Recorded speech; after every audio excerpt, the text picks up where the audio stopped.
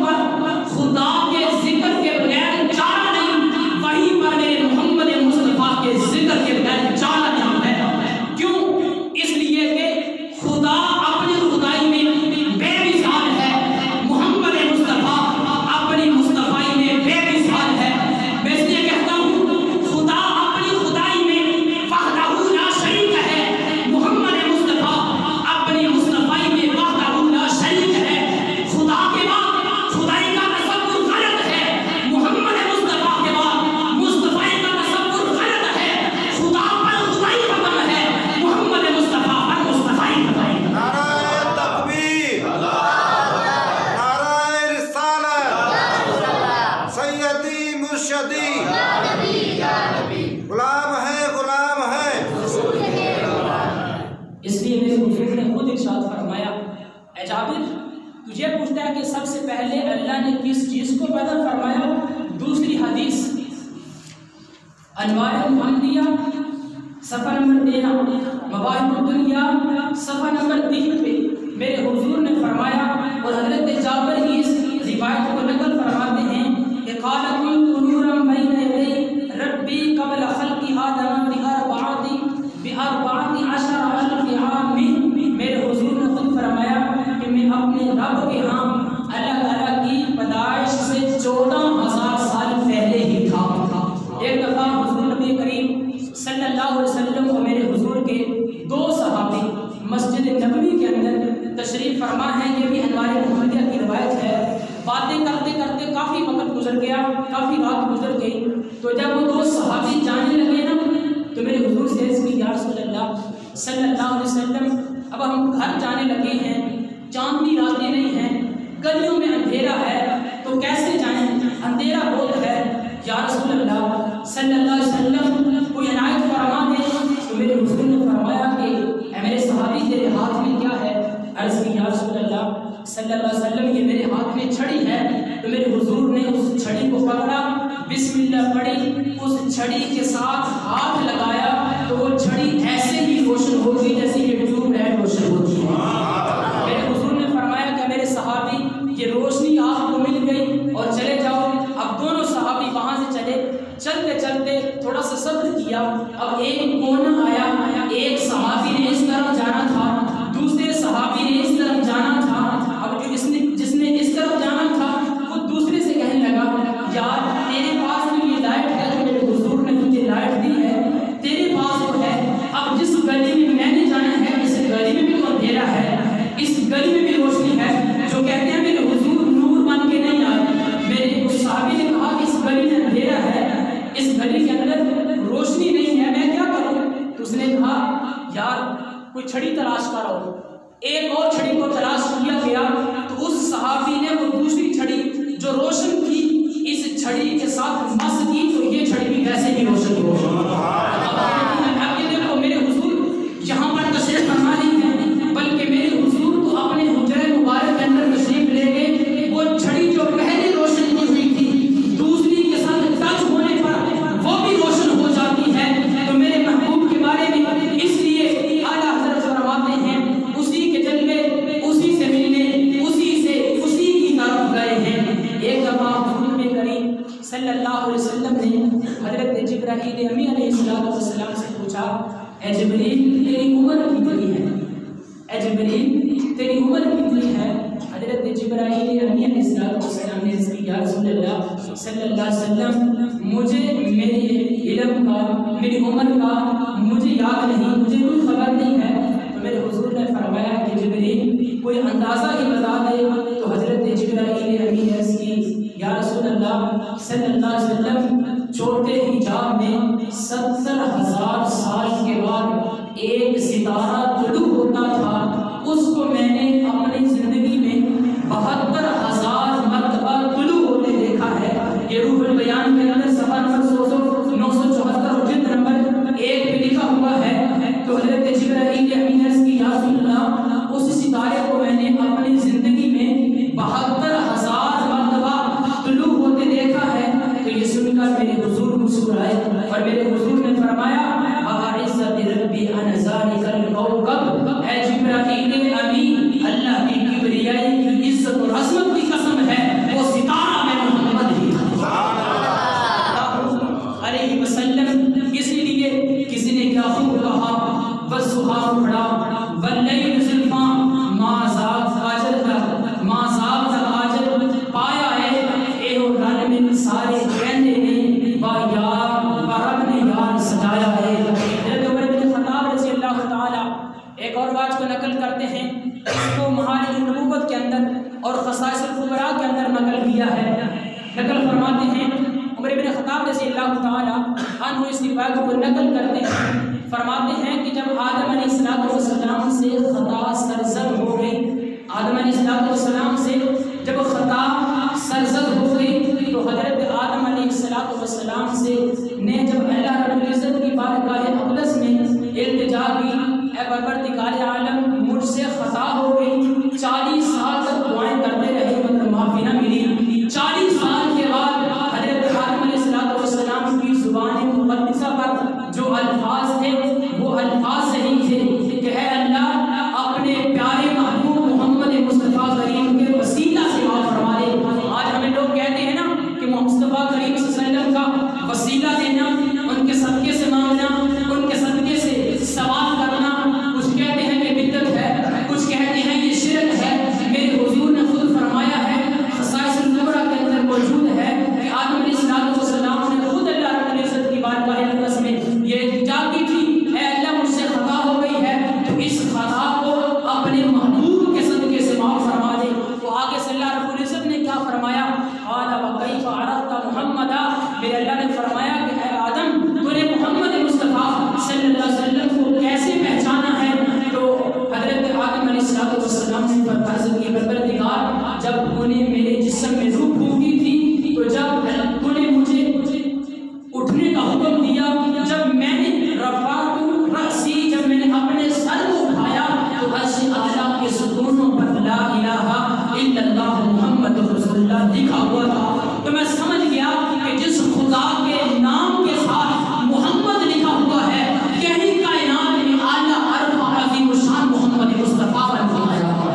اس لیے ہم آج مانگتے ہیں تو مصطفیٰ کریم صلی اللہ علیہ وسلم کے وسیلہ جلیلہ سے مانگتے ہیں، اور فرمایا قال صدقت یا آدم ولولا محمد ما خلقتک، فرمایا اے آدم تو نے جو کہا یہ ٹھیک کہا، اگر میں محمد مصطفیٰ صلی اللہ علیہ وسلم کو پیدا نہ کرتا تو کائنات کے اندر ذرہ بھی پیدا نہ کرتا، بلکہ یہاں تک فرمایا معارج النبوت جلد نمبر 8 صفحہ نمبر 2 پہ لولا محمد لما خلقتک، اگر میں محمد مصطفیٰ کو پیدا نہ کرتا اے آدم مجھے بھی پیدا نہ کرتا۔ تیسری روایت فرمایا لولا لما اظہرت ربوبیت، اگر مجھے پیدا نہ کرتا تو میں اپنی ربوبیت کا اظہار بھی نہ کرتا۔ اس لیے اعلیٰ حضرت فرماتے ہیں زمین و زمان تمہارے لیے بنے دو جہاں، تمہارے لیے ہم آئے یہاں، تمہارے لیے ہم اٹھے یہاں، تمہارے لیے۔ اور کسی پنجابی کے شاعر نے کیا خوب کہا کہ خالق نے آقا نو گھلنا نہ ہوندا، قسم رب دی اے دنیا بنائی نہ جاندی، جے دنیا تے رہبر نے آونا نہ ہوندا، اے رونق جہاں تے لائی نہ جاندی، جو امت والی نرالے نہ ہوندے، اے امت کدے بخشوائی نہ جاندی۔ آج لوگ یہ کہتے ہیں کہ تم نے میلاد کو کہاں سے گھڑ لیا، یہ جشن منانا کہاں سے گھڑ لیا، یہ بازاروں میں نکلنا کہاں سے گھڑ لیا، یہ مساجد کو سجانا کہاں سے گھڑ لیا، گلیوں کو سجانا کہاں سے گھڑ لیا، یہ اس طرح بازاروں میں نکلنا اور یہ جشن منانا یہ کہاں سے گھڑ لیا ہے؟ آپ اللہ کے قرآن سے پوچھتے ہیں۔ اللہ کا قرآن کہتا ہے قل بفضل اللہ وبرحمتہ فبذلک فلیفرحوا، میرا اللہ فرماتا ہے اے میرے محبوب اعلان فرما دیجئے، ربا کس چیز کا اعلان کروں؟ میرے اللہ نے فرمایا اپنے امتیوں کو یہ اعلان کر دو جب تم پر اللہ کا فضل ہو جائے، جب تم پر اللہ کی رحمت ہو جائے تو کیا کریں؟ فلیفرحوا، بس خوشیاں منایا کرو۔ اب خوشیاں کس طریقے سے منائیں، خوشیاں کس انداز میں منائی جائیں؟ ہم پر تنقید کرنے والا یہ کہتا ہے کہ اسی قرآن میں اللہ رب العزت نے فرمایا ان اللہ لا یحب الفرحین، کہ بے شک اللہ جشن منانے والوں کو پسند نہیں کرتا۔ ہم پر اعتراض کرنے والا یہ کہتا ہے کہ اللہ خوشیاں منانے والوں کو، جشن منانے والوں کو پسند نہیں کرتا، تو میں اس سے کہتا ہوں یہ جو اللہ پاک نے یہاں فرمایا ہے، یہاں اس آیت کا دوسرا حصہ بھی پڑھ لو تو بات سمجھ میں آتی ہے۔ میرا اللہ یہاں پر یہ فرما رہا ہے کہ جو عمومی طور پر تم خوشیاں مناتے ہو، جشن مناتے ہو، اس کو میرے اللہ نے فرمایا ہے کہ یہاں پر عاجزی اختیار کیا کرو، یہاں پر انکساری اختیار کر لیا کرو، لیکن جب خوشی اور جشن منانے کی باری آئی تو وہاں پر میرے اللہ نے یہ بھی فرمایا قل بفضل اللہ وبرحمتہ فبذلک، جب تم پر اللہ کی رحمت ہو جائے، جب تم پر اللہ کا فضل ہو جائے، تو میرا سوال یہ ہے کیا میرے مصطفیٰ کریم اس کائنات میں تشریف لائے تو اللہ کا فضل نہیں تھا؟ کیا میرے آقا اس کائنات میں تشریف لائے اللہ کی رحمت نہ تھی؟ میرے محبوب